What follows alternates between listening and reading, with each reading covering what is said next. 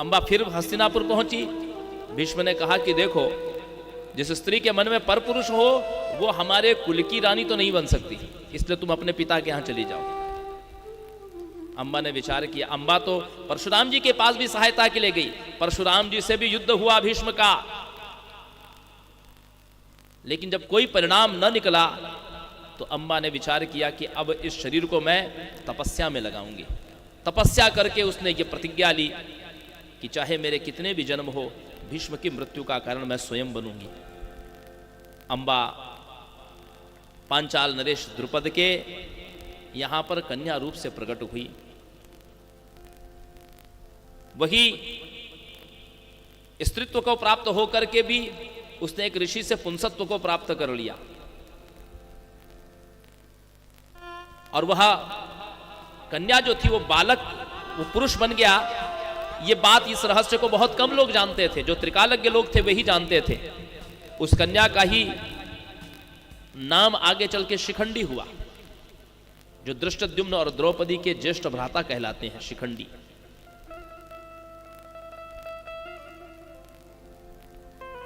अंबिका और अंबालिका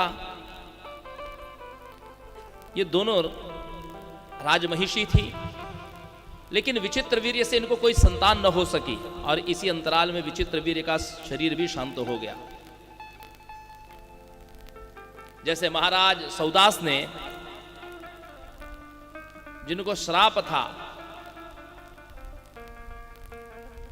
श्रापित महाराज सौदास ने वशिष्ठ जी के द्वारा सूर्यवंश की वृद्धि के लिए पुत्र उत्पादन करवाया था अपनी रानी मदयंती को, उसी प्रकार सत्यवती ने वेद व्यास जी के द्वारा अंबिका और अंबालिका से पुत्रोत्पादन करवाया विचित्र वीर की मृत्यु के बाद, जिससे दो पुत्र हुए दोनों रानियों से, धृतराष्ट्र और पांडु। इन धृतराष्ट्र के दो विवाह हुए कि धृतराष्ट्र देवभार्ये गांधारी सौबली स्मृता द्वितीया च तथा वैश्या गाहस्थेषु प्रतिष्ठिता। एक वैश्य वर्ण की कन्या थी और एक थी गांधारी, सुबल की पुत्री गांधारी।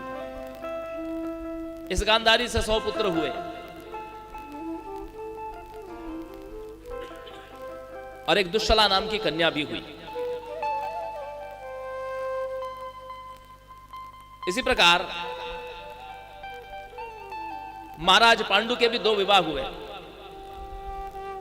एक शौरसेनी अर्थात शूरसेन की पुत्री कुंती। यद्यपि थी ये शूरसेन की पुत्री, शूरसेन जो वसुदेव के पिता हैं, तो ये वसुदेव जी की बहन है, लेकिन महाराज शूरसेन ने अपनी पुत्री को महाराज कुंती भोज को दे दिया था, इसीलिए ये कुंती भोज की कन्या के नाम से ये कुंती कहलाती है। और एक मद्र नरेश की पुत्री माद्री के साथ में भी विवाह हुआ।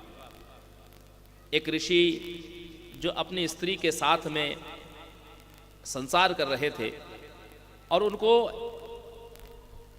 पशु समझ करके अज्ञानता से इन्होंने मार दिया पांडु ने, और उस समय उस ऋषि ने मरते समय श्राप दिया कि तुम भी जब स्त्री संग करोगे तो तुम्हारी मृत्यु होगी। तो महाराज पांडु ने कहा कि मेरी आज्ञा से तुम किसी श्रेष्ठ ऋषि से संतान उत्पादन करो, क्योंकि कहीं सत्संग में उन्होंने सुन लिया कि अपुत्राय गतिर्नास्ति, जिसको पुत्र न हो उसकी गति नहीं होती, ऐसा पांडु ने सुन लिया। और इसी अभिप्राय से उन्होंने अपनी पत्नियों को आज्ञा दी कि तुम पुत्र उत्पादन करो किसी ऋषि के द्वारा। तो कुंती ने कहा कि जब मैं बालिका थी उस समय महात्मा दुर्वासा ने मुझे मेरी सेवा से प्रसन्न होकर के एक अमोघ मंत्र मुझे दिया था। उस अमोघ मंत्र की व्याकृतियों को मैं किसी भी देवता के मंत्र के साथ में संलग्न कर दूं तो वो देवता मेरी इच्छा पूर्ति के, मनोरथ पूर्ति के लिए प्रकट हो सकता है। तो महाराज पांडु की आज्ञा से कुंती ने धर्मराज का आह्वान किया, और धर्मराज के अंश से उनके यहां युधिष्ठिर की उत्पत्ति हुई। फिर 1 साल के अंतराल पे फिर वायुदेव का आह्वान किया, वायु के द्वारा भीमसेन की उत्पत्ति हुई। फिर देवराज इंद्र का आह्वान किया, देवराज इंद्र के द्वारा अर्जुन की उत्पत्ति हुई। सब 1-1 साल का अंतराल था इनमें। माद्री ने पति से कहा कि मुझे भी पुत्रवती होना है, तो दयावश कुंती ने माद्री को भी वो मंत्र बता दिया। जो महात्मा दुर्वासा ने दिया था, उस मंत्र की व्याकृतियों के द्वारा माद्री ने अश्विनी कुमारों का ध्यान चिंतन किया और अश्विनी कुमार के अंशभूत नकुल और सहदेव 2 पुत्र प्राप्त हुए।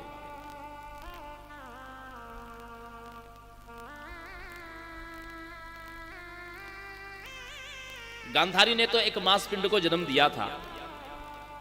कहते हैं कि वेद व्यास जी के द्वारा उस मांस पिंड के 100 टुकड़े घी से भरे हुए कुंभ में रखे गए और उन्हीं में से ये 100 कौरवों की उत्पत्ति हुई थी। इसी प्रकार माताओं सज्जनों, पांडु का जब शरीर छूट गया तो धृतराष्ट्र के मन में राजमोह हो गया, क्योंकि धृतराष्ट्र अंधे थे और धृतराष्ट्र के से छोटे जो हैं पांडु, वही हस्तिनापुर के राजा बनाए गए थे। वेदव्यास जी की कृपा से महाराज विचित्रवीर्य की एक दासी थी, उस दासी के द्वारा भी एक पुत्र का उत्पादन हुआ था, जिसको हम महात्मा विदुर कहते हैं। ये धर्म के अंश हैं। ये विदुर हस्तिनापुर के महामंत्री थे और उनकी नीति से ही यह हस्तिनापुर की कीर्ति चतुर्दिक फैल रही थी। और विदुर जी का ही आदेश रहा कि धृतराष्ट्र राजा के योग्य नहीं है, पांडु ही राजा रहे। लेकिन जब पांडु का अवसान हो गया, देहावसान, तो फिर से धृतराष्ट्र को ही राजा बनाया गया। तो धृतराष्ट्र पुत्रों में जो ज्येष्ठ है दुर्योधन, उसको लगता था कि यह मेरा उत्तराधिकार है और सारी हस्तिनापुर नगरी युधिष्ठिर को ही राजा के योग्य मानती थी, क्योंकि धर्म में, नीति में, ज्ञान में, पराक्रम में दुर्योधन से कहीं ज्यादा युधिष्ठिर श्रेष्ठ थे और सारी प्रजा के चहेते भी थे। इधर माताओं सज्जनों, जब लोगों ने देखा कि इन दोनों का परस्पर विरोधाभास बढ़ता ही चला जा रहा है, तो उस राज्य के 2 भाग कर दिए। हस्तिनापुर के 2 भाग हुए। हस्तिनापुर का युवराज दुर्योधन को बना दिया गया और हस्तिनापुर की सीमावर्ती क्षेत्र में एक वन था, सघन वन था, जिसको हम खांडव वन कहते हैं। आप जानते हैं खांडव वन की भूमि कौन सी है, जिसको वर्तमान में हम भारत देश की राजधानी कहते हैं दिल्ली। ये वही खांडव वन था और उस खांडव वन में वो खांडव वन इन पांडवों को दे दिया। इस खांडव वन को देख करके पांडव थोड़े से उदास हो गए। उस समय इन्होंने भगवान का स्मरण किया। भगवान श्री कृष्ण जो इनके सुहृद हैं, स्वजन हैं, स्नेही हैं, भगवान श्री कृष्ण आए और भगवान श्री कृष्ण ने विश्वकर्मा को बुलाया। इधर अर्जुन ने आग्नेयास्त्र के द्वारा उस सघन वन को जला दिया। इस अंतराल में एक और अद्भुत घटना घटी माताओं सज्जनों। उस खांडव वन में तक्षक नाम का एक सर्प अपने परिवार के साथ रहता था। वो तक्षक का परिवार उसमें जल करके नष्ट हो गया और उसके मन में पांडवों के प्रति द्वेष भावना उत्पन्न हो गई। उस तक्षक के मन में प्रतीक्षा करता था कि मैं कभी इनसे प्रतिशोध लूंगा। उस खांडव वन की भूमि पर विश्वकर्मा के द्वारा एक सुंदर इंद्रप्रस्थ नाम की नगरी का निर्माण भगवान श्री कृष्ण ने करवाया। और दुर्योधन आदि जो ईर्ष्या करते थे पांडवों से, उनको उनकी ईर्ष्या का प्रतिफल देने के लिए भगवान ने मय दानव, दैत्य शिल्पी मय दानव के द्वारा एक मायावी महल का भी निर्माण कराया। यह द्रौपदी का और युधिष्ठिर का महल था। यह महल ऐसा था कि इसमें कोई व्यक्ति ईर्ष्या भाव लेकर के आए तो उसको विपरीत दिखाई देता था। मतलब जहां जल होगा वहां स्थल दिखाई देगा, जहां स्थल होगा वहां जल राशि दिखाई देगी।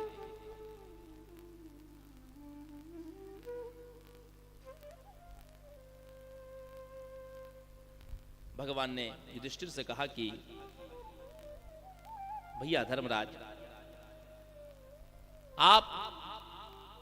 आपकी धर्म नीति को सारा विश्व स्वीकार कर रहा है, इसलिए आप राजसूय यज्ञ करिए।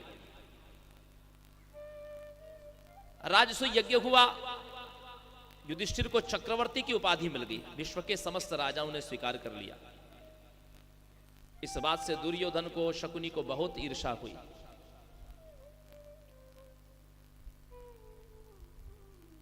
यहां तक कि मैं दानव निर्मित उस महल में जाने से दुर्योधन अंदर भीतर ईर्ष्या भाव लेकर के चल रहे थे और जल को स्थल समझ करके उस जल राशि में गिर पड़े। और उस समय उनकी यह दशा देख करके द्रौपदी और आदि जो दासियां थी द्रौपदी के साथ, वे सब हंसने लगी। और द्रौपदी का यह परिहास दुर्योधन को भीतर तक चुभने लगा। उसने अपने अपमान का प्रतिशोध लेने के लिए अपने मामा शकुनी की सहायता ली और एक द्यूत क्रीड़ा की रचना की गई। द्यूत क्रीड़ा में पांडवों को बुलाया गया। शकुनी के कपट पासों के द्वारा पांडव सब कुछ हार गए, अपने आप को भी हार गए, जिसके परिणाम स्वरूप इनको 12 वर्ष का वनवास और 1 वर्ष का अज्ञातवास भोगना पड़ा। लेकिन दुर्योधन यहीं पर नहीं माना। दुर्योधन ने सोचा कि पांडव तो सब कुछ हार गए हैं, तो उसने अपने अपमान का प्रतिशोध लेने के लिए द्रौपदी के वस्त्र हरण की कुछ चेष्टा की। यद्यपि भगवान श्री कृष्ण ने वस्त्रावतार धारण करके द्रौपदी के शील की रक्षा की, लेकिन फिर भी जब द्रौपदी कुपित होकर के श्राप देने को उद्यत हुई तो गांधारी और धृतराष्ट्र ने भय के मारे क्षमा याचना की।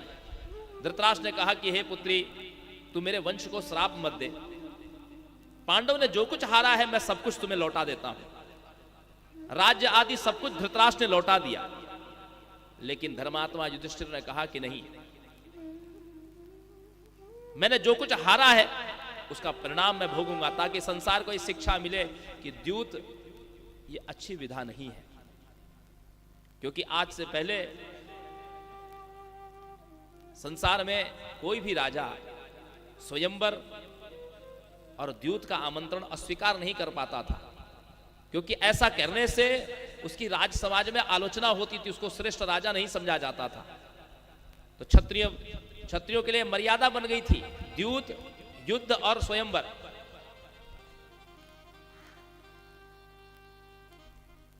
संसार से कुप्रथा को हटाने के लिए हमारा वन में जाना बहुत आवश्यक है, ताकि संसार हमसे शिक्षा ले। यहां तक कि भीष्म और विदुर जी ने यह भी कहा कि हे राजन, आपत्ति काल में वर्ष को दिन के प्रमाण से भी गिना जा सकता है। आप 13 दिन वन में रह करके चले आइए, वो भी 13 वर्ष तक माने जाएंगे। और इसकी अनुमति धृतराष्ट्र ने दी, लेकिन फिर भी युधिष्ठिर नहीं माने। उन्होंने 12 वर्ष का वनवास और 1 वर्ष का अज्ञातवास विराट नगर में, मत्स्य देश में व्यतीत किया। जब लौट करके आए तो चूंकि धृतराष्ट्र ने सारा राज्य दे चुके थे पहले ही, जब अपने राज्य को मांगा तो दुर्योधन ने कहा कि नहीं, अब तो युद्ध होगा, बिना युद्ध के तो मैं राज्य नहीं दूंगा। भगवान श्री कृष्ण शांति दूत बन करके गए, लेकिन अभिमानी दुर्योधन ने भगवान श्री कृष्ण के साथ भी अपना विरोध प्रकट किया और उसने भगवान श्री कृष्ण को बंदी बनाना चाहा। और उसका परिणाम यह हुआ कि कुरुक्षेत्र में दोनों ओर से एक विशाल सेना खड़ी हो गई। पांडवों की ओर से 7 अक्षौहिणी सेना और कौरवों की ओर से 11 अक्षौहिणी सेना।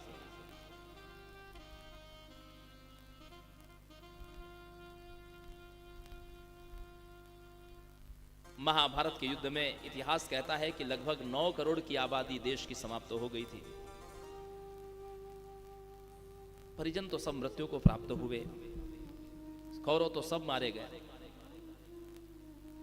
इधर द्रौपदी के भी जो 5 पुत्र थे, जो 5 पांडवों से हुए थे, सुभद्रा के पुत्र अभिमन्यु, भीम और हिडिंबा के पुत्र घटोत्कच, ये सब भी उस युद्ध की विभीषिका में मृत्यु को प्राप्त हुए।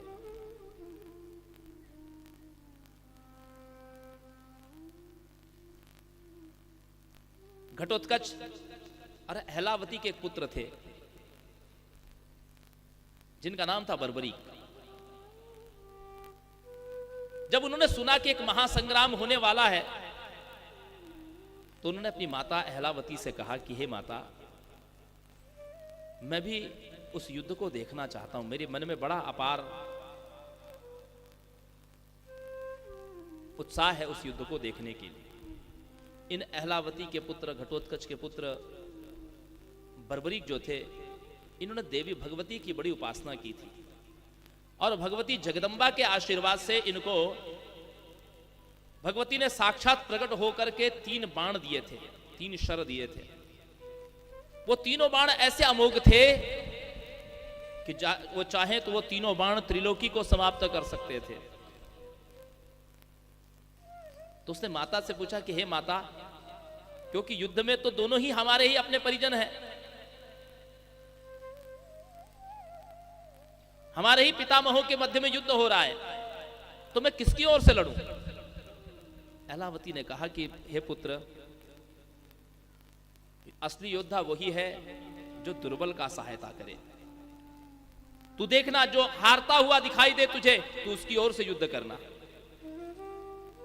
भगवती प्रदत्त उन 3 अमोघ बाणों को लेकर के अहलावती नंदन बर्बरीक कुरुक्षेत्र की ओर जा रहे थे। अर्बुद पर्वत के पास पहुंचे और भगवान श्री कृष्ण से भेंट हो गई। ये अपने जीवन में भगवान श्री कृष्ण को अपना आदर्श मानते थे। महताओं सज्जनों, भगवान श्री कृष्ण को ही अपना आदर्श मानते थे। आज अपने सन्मुख उन प्रभुरीश्वर को देख करके बर्बरीक अत्यंत प्रसन्न हो गए।